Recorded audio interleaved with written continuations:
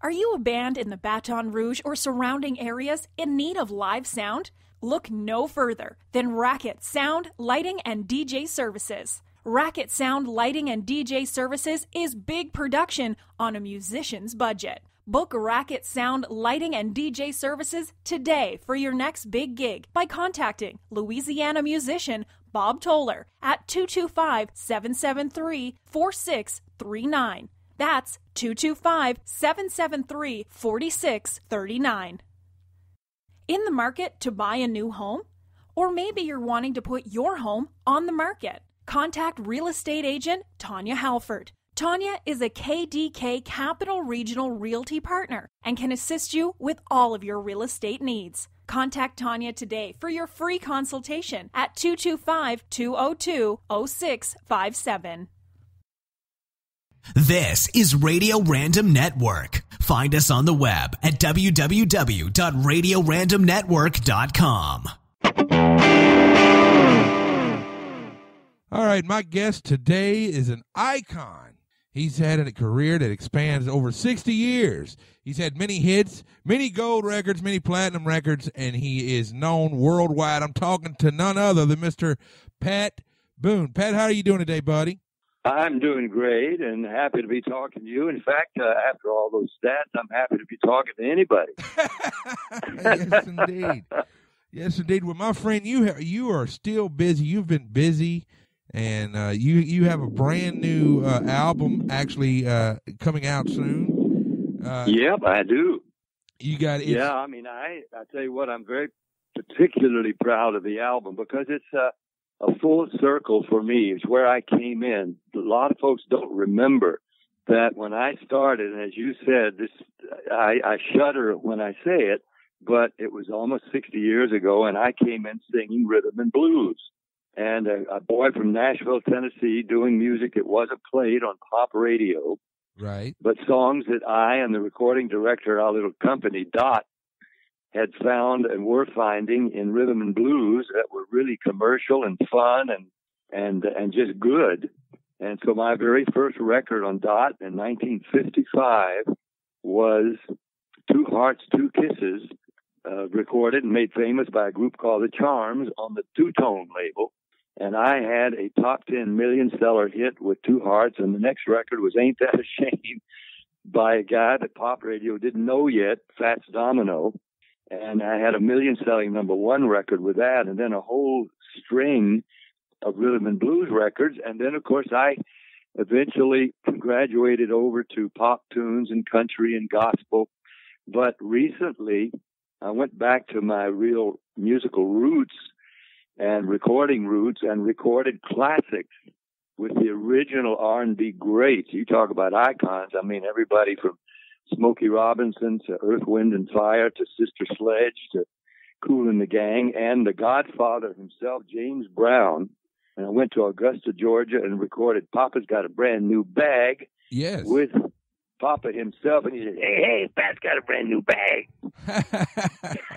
Yes, indeed. And it was absolutely delightful. And I think it may be the last recording that James Brown did. And also the Four Tops. Can't Help Myself. I mean, all of these songs and with these artists, and they recognized that we were peers and that I was not taking anything from rhythm and blues artists when I did their songs. I was actually contributing to the careers of Little Richard and Fats and Chuck Berry and the groups, the Flamingos and the Charms, by doing their songs, introducing them to a largely white but mainly pop audience that didn't know anything about rhythm and blues. So this was full circle for me, and is, and I must say, to be included singing with the original performers right in the middle of Way of the World with Earth, Wind, and Fire, and We Are Family with Sister Sledge, and I do think Levi Stubbs and the Four Tops, it was their last recording that I did in Detroit with them of Can't Help Myself. Yes. Levi was already struggling with the cancer that took his life, but we got that recording done, and it's just as vibrant and real as the original recording because it's with the original guys. Kool and the Gang, the same thing. And so I am so proud of that album and the chance to sing with their classics, new versions of their songs with them, and that's what you have. Yes, indeed. Now, back when you first started, and you were doing the R&B songs on the like the predominantly white radio, as you said. Yeah, right. It was. Yeah. Was there a bit of controversy between you and those artists? No, none at all with the artists. In fact, I have a tape of Little Richard on a black radio station soon after, maybe about his third record, and they were interviewing him. And the interviewer asked him and one of his musicians, "How did you feel when Pat Boone did your song Tutti Frutti?" And Richard says in his own voice, he says, "Look, when Pat Boone did my song, I was still washing dishes in a bus station in Macon, Georgia." Right. He said, my record was getting played, but I wasn't making no money. But he said, when I heard Pat Boone did my song, I threw the towel down and walked out of there because I knew I was going to make some money now. Yes, indeed. And that was Fats Domino when I did Ain't That a Shame. His record had been a big hit on R&B radio, but it had sold like 150,000, which was a big sale in R&B. But when I did it and went over 1 million, and he was the writer publisher of the song, he made a lot more money from my record than from his own. And then, of course, it opened the door because more and more pop listeners and DJs wanted to hear more from the original artist of those songs. I performed with, I didn't perform actually, in a way I did. I went to hear Fats at Al Hurt's place in New Orleans, and he heard I was there, and he called me down and had me sit on the piano bench with him. And Fats is not much for talking, but he said, "You folks see this ring?" And he showed this big diamond-shaped, piano-shaped diamond ring on his finger. He said, "This man bought me this ring with this song, You Made Me Cry." And we sang Ain't That a Shame together. And so there was, to use a big word, a symbiotic or mutually beneficial relationship with us. And the proof of that, Russell, is that of all the big artists of that era in the R&B field, big artists, big songs, big records, the only ones that anybody knows today are the ones that were covered and recorded by other artists like Elvis and me, and a growing group of pop artists, not all white, but black as well, recording their songs, rhythm and blues originals, and we were calling them rock and roll. And believe it or not, when I happened along, there was no such thing as rock and roll. Right. Elvis and I kind of ushered that in together. Yes, indeed. Real quick, off the cuff, just a quick crazy question. You were actually neighbors at one time with the rock star Mr. Ozzy Osbourne. Is that correct? Definitely, yeah. For 3 years, he moved in next door to us, and I had not met him yet. And I went out to get the mail, and here he comes shuffling from next door down the sidewalk in that crazy gait of his toward a limo waiting in front of our house to take him to an AA meeting. And I heard myself say to Ozzy Osbourne something I never dreamed I would say: "Hi, neighbor." Yes, indeed. And he said, "Nice to meet you, Pat. I got to go to an AA meeting, but we'll have some tea when I get back, okay?" And we did. We visited back and forth for 3 years, and then he moved out to another location just before he started his TV show. And of course, that was a huge success, the Osbourne Family Show, and started all the reality shows. Pretty much. Yeah. And when I tuned in to see what it was all about, I was amazed to hear my version of his Crazy Train as his theme song. He didn't use his own version. He used my version of his song as his theme song. That's right. And he said many times, "Oh, that Pat Boone, it was the best bleep neighbor we ever had." Yes, indeed. That's right. In 1997, you released an album called "In a Metal Mood." No more Mr. Nice Guy.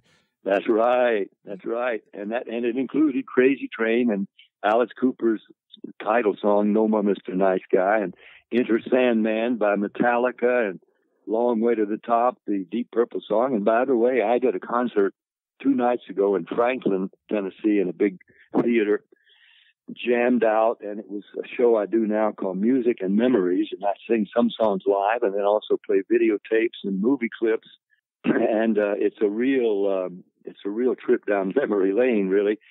And I ask the audience, most of whom have white hair these days, right? And I say, how many of you rushed out and bought that album of Pat Boone in a Metal Mood? And of course, almost no hands go up. Maybe one or two. I said, well, then you probably never heard any of the music, have you? And they're sitting there kind of not knowing how to react. I said, would you like me to do one of those songs from that heavy metal album that was such a hit? And it just sort of, they don't applaud vigorously, but well, okay, if you must, or if you want to. Yes, indeed. And I do Smoke on the Water with the recording of the big band track, and I slip on a black Harley jacket and some shades, and I do Smoke on the Water. And by the time I finish, they're applauding and jumping up and down and loving it because it is good music. Good music. Yes, indeed. Yes, indeed. Real quick, Mr. Pat, I don't want to take up a whole lot more of your time, but who are some of your influences when you were growing up and you were listening to music? Who were some of your influences in that era? Well, talking about rock and roll and all that now, you'd be surprised to learn that my early influences were Bing Crosby primarily and Perry Como. I considered myself, I didn't think I was going to be a professional, Right. but singing around Nashville, I was singing songs that were hits at that time, and that was like the early 50s. And, you know, I might sing How Much Is That Doggy in the Window or On the Street Where You Live, a Vic Damone song, or any of Bing Crosby's songs. And, you know, fans at that time, since there was no rock and roll and nobody knew about rhythm and blues, these things they wanted to hear. I was known as Blue Moon Boone because in high school and then first year of college, whenever I was asked to sing, if there was no music, I could just sing Blue Moon, you saw me standing alone, without a dream in my heart, Awesome. without a love of my own. And I could just do that anywhere, anytime. And I became known as Blue Moon Boone. Those were my influences. So when rock and roll or rhythm and blues, I was introduced to it, I had to just sit in a hotel room before I recorded Two Hearts, Two Kisses all day long before a midnight recording session, and just listen to the Charms and sing with them all day long until I could catch some of their flavor so I could record that song, and it became a million seller. And then, of course, I had to do the same thing with Fats Domino. I even tried to change the lyric of Ain't That a Shame to Isn't That a Shame because I was majoring in English and was going to be an English teacher, I thought. But it just didn't sing right, so it said the recording director said, "No, it's go back to Ain't That a Shame." And not only did it become a million-selling hit, but the later editions of the dictionary include "ain't" as a proper usage. If you want to use "ain't," it's a abbreviation of "isn't it," Yes, or "aren't indeed. they," or "aren't they," and it becomes "ain't." So it's okay. So I became an English teacher in a way. Yeah, that's pretty cool. One more thing before we let you get off here and attend to your busy day there, Mr. Pat, is what kind of advice can you share to somebody that maybe would want to follow in your footsteps? Well, I've been asked that, as you can imagine, several thousand times along the way, and I know what a miracle it was for me. I know I was not the best singer that ever came along. I love to sing. I'm capable. I'm versatile, but I felt like it was God's hand on me. And so when kids ask me that, I say, look, first of all, don't plan your whole life around your possible profession or your ambition as a singer or a musician, because the business is too fickle, it's unpredictable, it's even unfair. But make God your agent. A good agent can maybe open doors for you and create opportunity and help you if you get the chance to do your best. And that's what God does. And by the way, He expects 10%. Yes, indeed.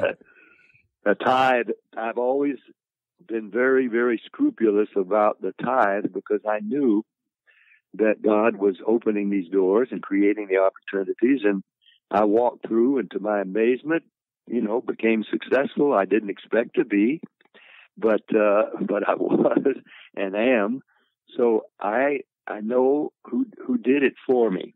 And that's what I recommend to anybody coming along. Make God your agent. Take advantage of any honorable opportunity. Don't sell yourself because nothing's worth that. Right. And also have a plan B. As I told my kids and my grandkids, even my daughter Debbie, who had a big record with You Light Up My Life, yes, and has pursued a singing career, but she made her family and her 4 kids her top priority, and her husband, her marriage. And like Shirley and me, they've kept their marriage together. Her kids have turned out beautifully, and she's still singing. But that's what you do. That's what happens or can happen if you make God your agent. Great advice, and that's the first time I've ever heard anybody put it that in those words. That's awesome. Usually everybody tells me to move to Nashville, but you have. Oh, yeah. Well, a lot of people have done that. In fact, they're parking cars there now. Yes, sir. You're right about that. Mr. Pat, I just want to tell you how much of an honor and a pleasure it was to sit here and have you on the show today and talk with you. And on behalf of... Well, I enjoy it. Yep. Maybe we'll do it again. I hope you like that record, the R&B classics. That's my kind of music, so I'm telling you right now, especially with... I'm looking forward to hearing it. You're more than welcome to come back on anytime. Okie dokie. I appreciate it. We'll try it. We'll do an encore. And on behalf of my co-host, Mudtooth, thank you so much for calling in and talking with us today, friend. I enjoyed it. Maybe we'll do it again. God bless you. Bye. Take care, Mr. Pat. Bye. For more information about the hosts, guests, or our other weekly programs, visit RadioRandomNetwork.com. Join us next week for another entertaining episode of Russell and Mudtooth. Thanks for listening.